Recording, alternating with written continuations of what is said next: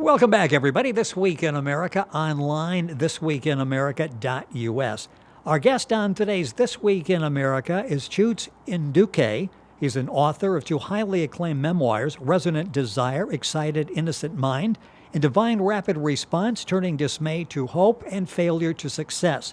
Resonant Desire is a narrative of a young boy's first encounter with electricity, which did more than light up his Nigerian classroom. It shone a spotlight on his path to higher education and a career in science and technology through the love and guidance of his teachers, a captivating, inspirational memoir with an African flavor. Resonant Desire proves childhood dreams can come true, and we'll talk about it on today's program. And in Divine Rapid Response, Chuks loses his job, loses a franchise he just bought, which turned out to be a scam, loses everything, about to become homeless, and he still survived.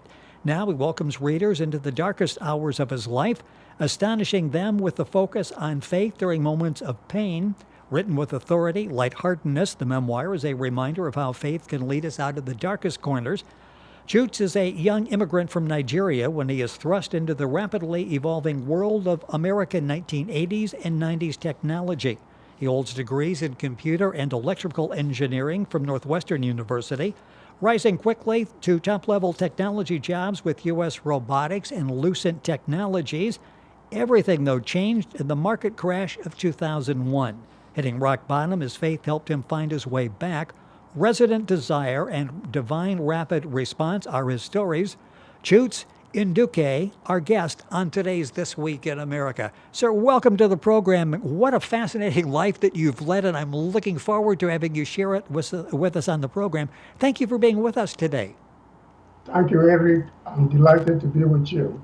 And you can link up to the website by going to our website, This Week in America, and do it directly, or you can go to Chuks' website, which is ikebiebooks.com. Let's go back to where this all started from you. I mentioned from Nigeria, a small town in Nigeria. Talk about your life there. It was a poor family, but a loving family, and you were allowed to start school early. I mean, here you are, you're younger than most going to school. And that's where you first got this inspiration, this thrill out of education. Talk about that experience in that first year of school for you. Yes, I was 4 years old and playing in the sand playground with my cousin. And suddenly my uncle walked in with a stranger, and I was naked and covered with sand. So I ran inside my father's house to greet my uncle and the other stranger, and it turns out that they wanted me to go to school. So the requirement for registration is that you put your hand over your head and touch your ears, and I couldn't do that. Suddenly, everybody said, "Oh, he touched his ears," and they registered me, and I started school. And every day I went to school with a lady teacher holding my hand. And I loved to go to school because I felt that those teachers were my father's friends. So they weren't enemies or strangers. So I loved to go to school. And at the end of the year, I don't know what happened. I came first in the class, and the headmaster used to put me on the top of his desk. And the school cheered for me, and I got inspired. And I thought every time I take a test, I would come first. And that was really my inspiration for loving to learn and going to school. Yeah, at a very young age, you got that when you got the applause from the others in the classroom when you finished first that year. And I mentioned electricity, and we all take it for granted. Talk about that first time in the classroom when you turned a light switch on and there was electricity, and what that really changed the rest of your life, didn't it? It gave you this inspiration that this science, technology, engineering, this is what I want to do with the rest of my life. Yes, that was a defining moment. What happened is that one day we were just about to go out to lunch. Then, headmaster, the principal, here, and he says, "I want you guys to come back early because we're having a very important visit." And so we were gripped with, excitement, anticipation, and, you know, uh, what's going to happen? Who is a scientist? What does he do? So after lunch, these two guys, came, walked into our class. One tall, big black man, Mr. Marshall, and the white guy, Mr. Henry Anderson. So they set up, this gadgetry on the table, wires and battery and sockets and switch and connected everything. So we didn't have electricity in the town, so we haven't seen that before. So they set this thing up, and he wanted somebody to come, out to the table and help him. Uh, I think I was a jumpy kind of guy when I was younger. But I usually jumped up my seat to the teacher, asked, asked somebody to come out. So I jumped up and went to help him. And so he showed me the switch and says, I want you to move it up when the classroom gets dark. And so I'm scared. I didn't know what would happen. So they closed the door, closed the windows, and I moved that switch on, and the light illuminated the classroom, and my spirit just flew out of it. It was amazing. So I jumped up and said, I want to become electrical engineer when I grow up. And that was the defining magic moment for me. And it's interesting because we mentioned going to school and the attention you got finishing first that year, a year before you should have gone to school. In Nigeria, as you explained in the books, this was not free education. So you basically what come to the line where education could have stopped for you and thwarted this dream that you have for the rest of your life. But you had a headmaster, the principal, that really was there for you and spent time and money for you to go on further. Talk about that and the love that he had for you and the love that I'm sure you have for him for what he gave you. Yes. Um, that man was a godsend to me because he loved me so much that he had taken me home, to meet with his mother and spend one of the, school breaks. So that day, that year was my final, year in the primary school.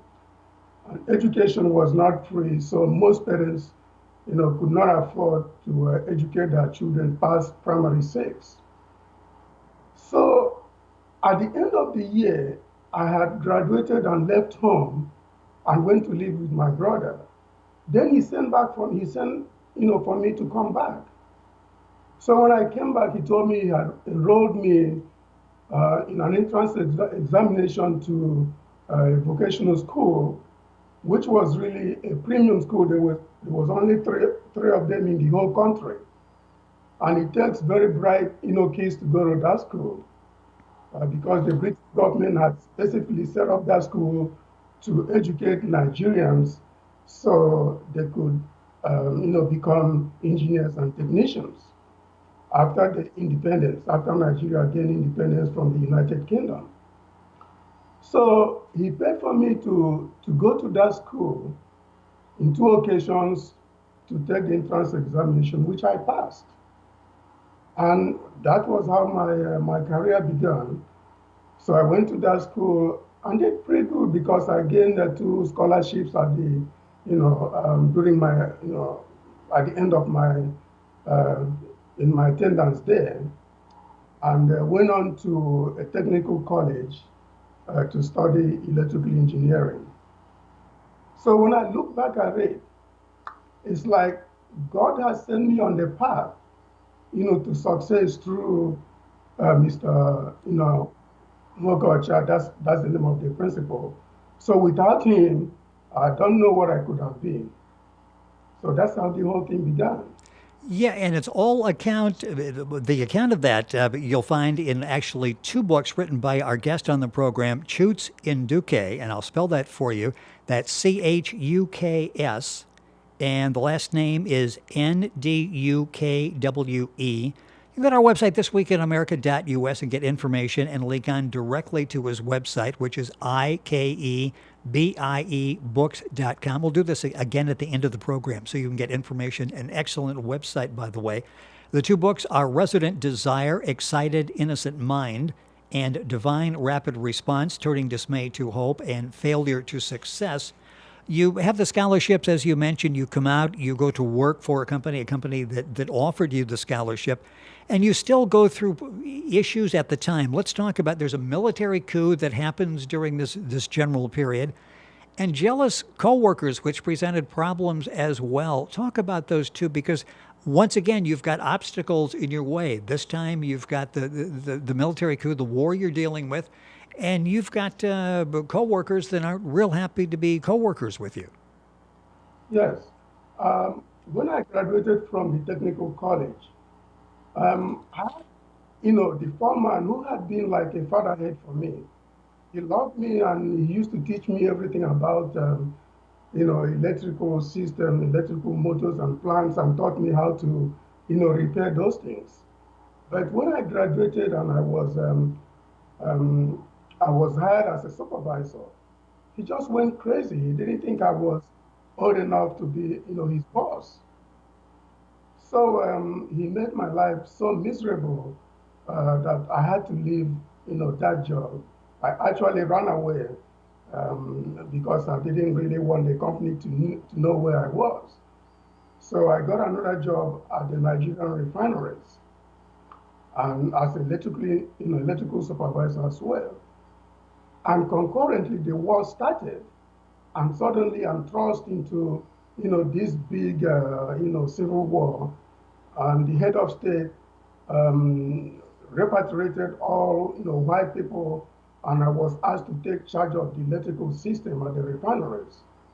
And so I did that, and I did it excellently well, and built new plants that helped the young nation Biafra to carry on with the war to the end. It is such an interesting life that you've led. Again, overcoming obstacles.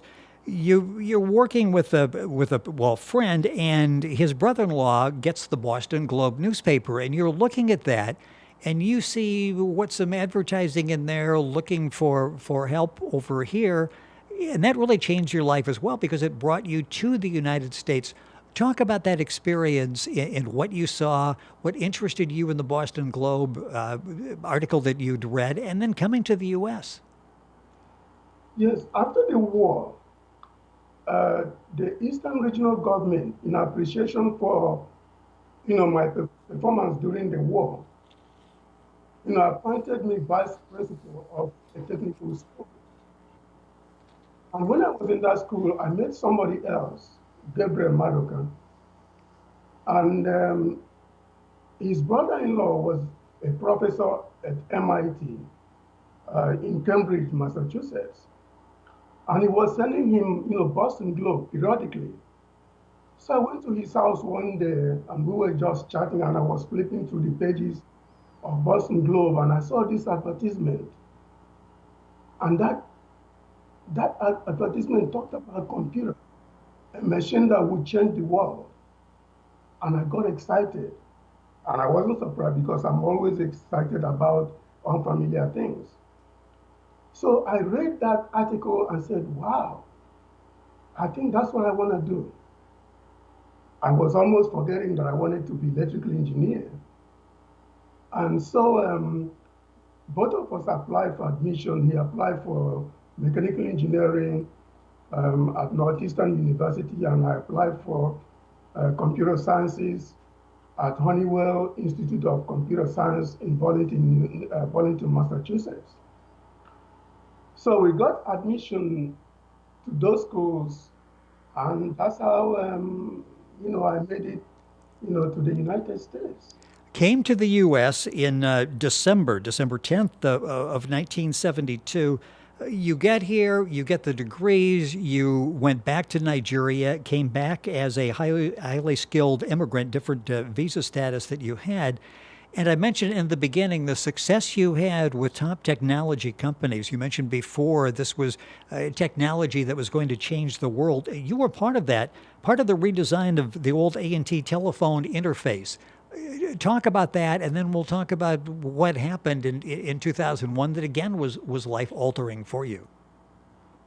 Yes. After I graduated from from Northeastern University. I I went back to school to continue with computer sciences because I loved logic. I love algorithms, putting things together, seeing order, logics, and how things just fit together.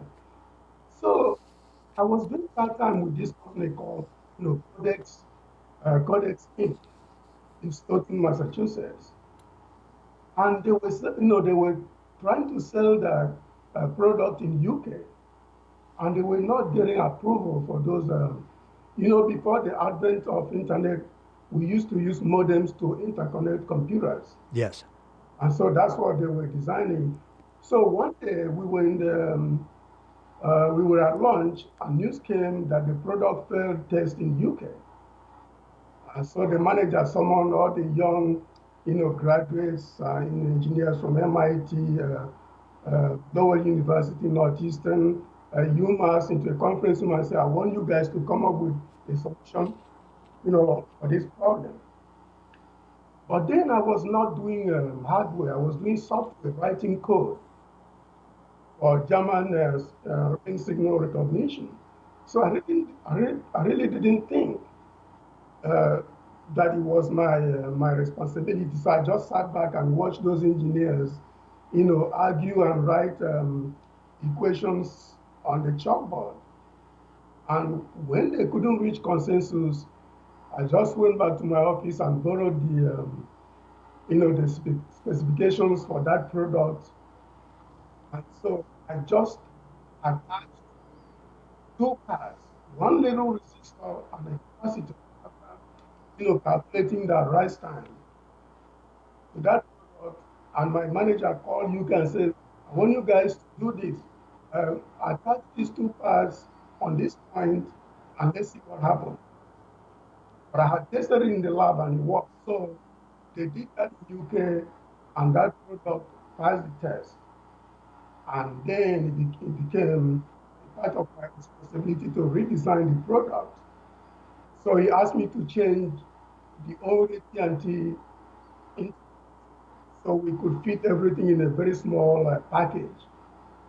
Because the form factor for the modem at that time was too large and customers didn't like it.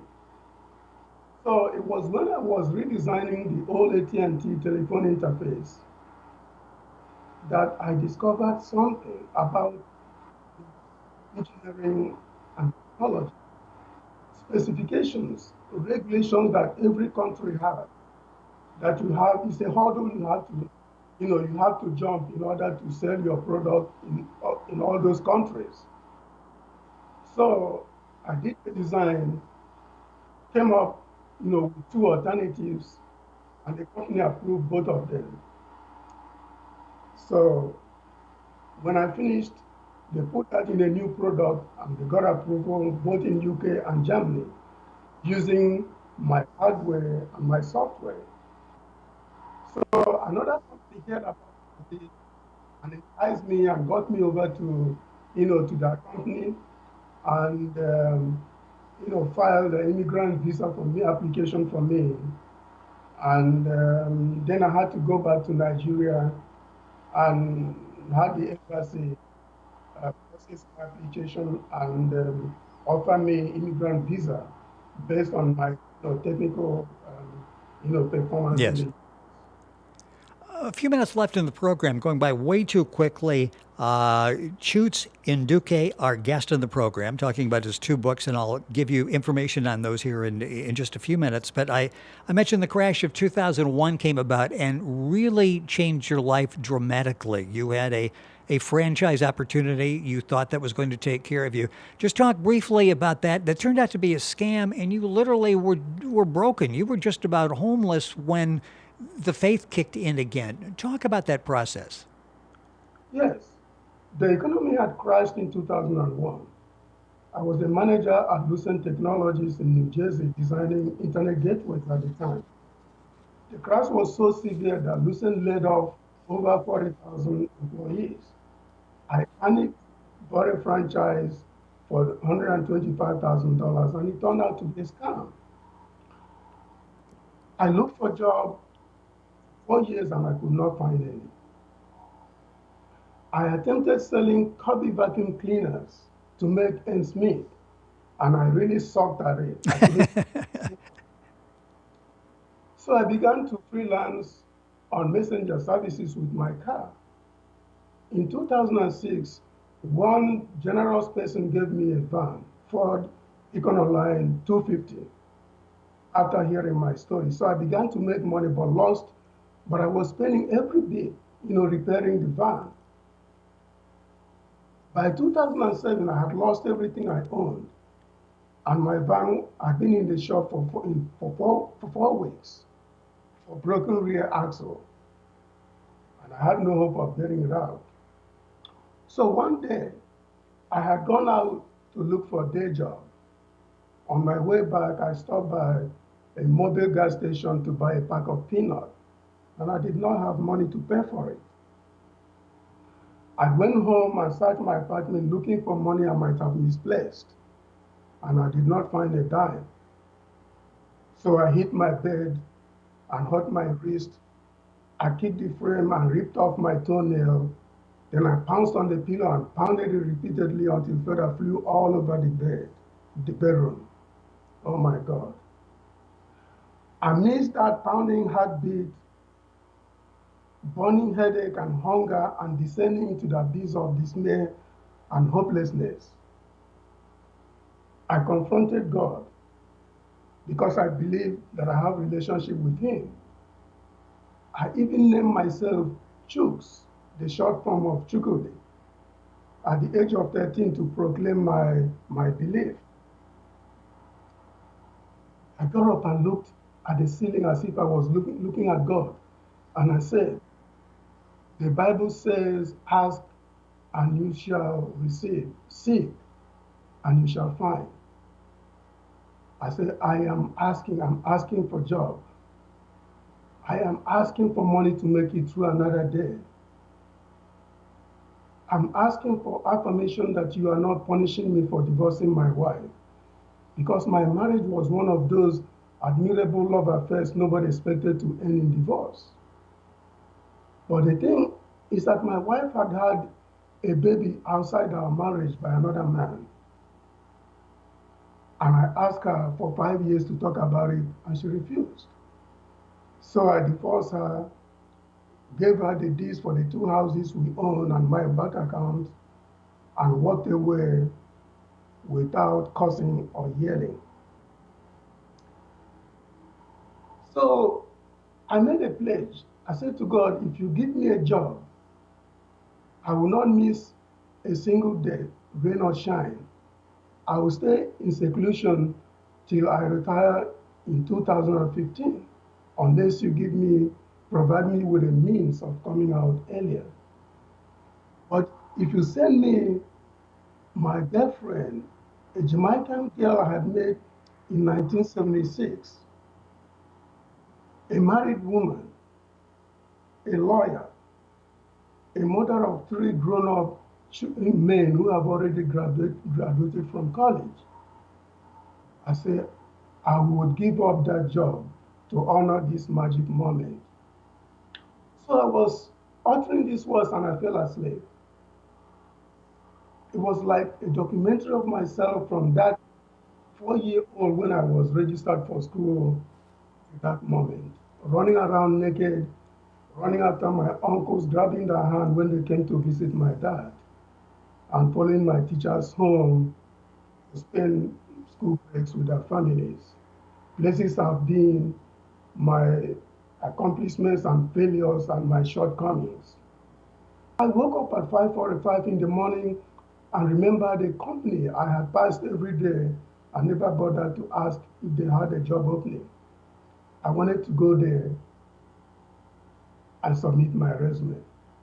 So I dashed out of my apartment into the parking lot. As I opened the back door of the apartment building, I saw $10 on a manhole. It was amazing. So I picked it up and checked my car.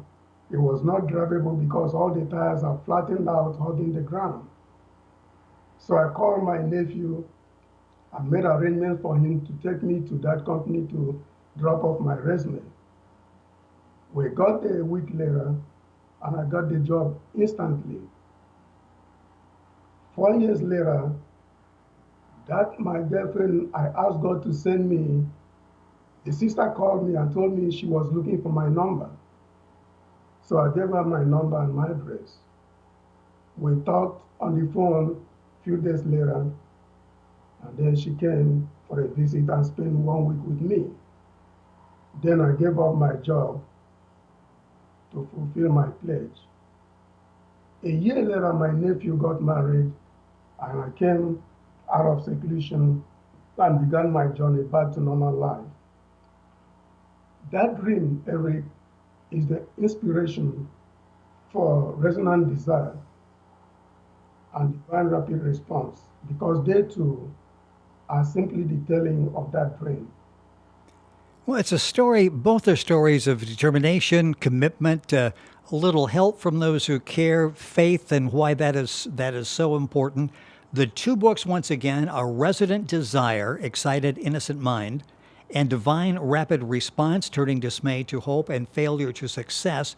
The author and our guest on the program, Chuks Ndukwe, and that's spelled Chuks. Ndukwe is Ndukwe. The website where you'll find information, and the book, by the way, is available wherever books are sold. You'll find it at Amazon, and you can link on directly by going to our website, thisweekinamerica.us. Chuks' website is ikebiebooks.com. Information, a lot of it really is an excellent website. That's ikebiebooks.com. And again, log on to our website, thisweekinamerica.us, and you will get there. Chuks, it's been a pleasure having you on the program. Loved having a chance to read the books. It's an inspiration to so many people. Going back to that first time you hit the light switch and electricity came on, and being there for the adulation of the others in that first year of school when you finished first in the class, all the way up to now, and your ability to inspire people. Thank you so much for being with us on the program. Thank you, Eric. Eric, can I come back and talk about the Audacity of Destiny when it's done? Yes, and working on a third book, and we definitely will have Chuks back to talk about that, and looking forward to that. There was so much in the first two books that we did not even touch the surface of, but you can, as you go through them again, Resonant Desire and Divine Rapid Response. Information for all those available at our website, thisweekinamerica.us. And we're back right after these messages.